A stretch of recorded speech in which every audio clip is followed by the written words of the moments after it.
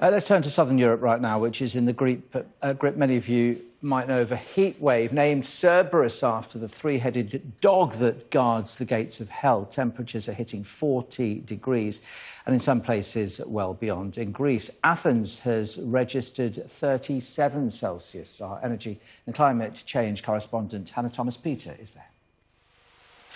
The Acropolis in Athens, baking in the heat.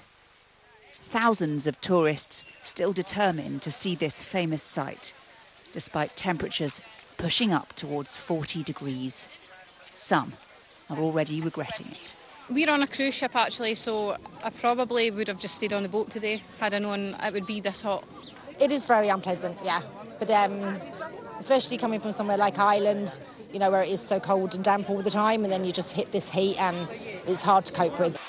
The Hellenic Red Cross are trying to help, handing out water, setting up shade tents. Dozens of people have needed medical attention because of exposure to the heat. That's why the vulnerable have to stay at home and not go out. Elderly, pregnant women, children, we have things that happen. We have people that are not feeling well. Air-conditioned community centres then, a lifeline for some.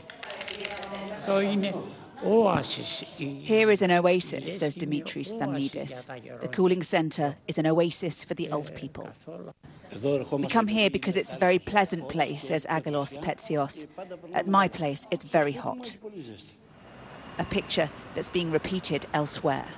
These brutal temperatures aren't just affecting Athens or even just Greece. Much of southern Europe is in the grip of a heat wave, and it's threatening records, and potentially it's going to last for another 2 weeks. The conditions have led to wildfires on the Dalmatian coast in Croatia.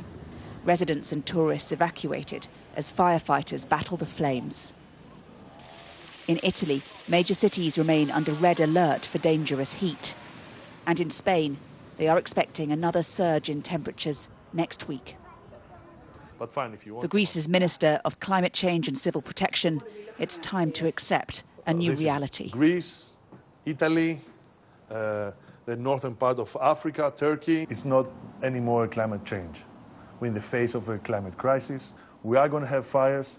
We are going to have floods. We'll have to deal with what is happening.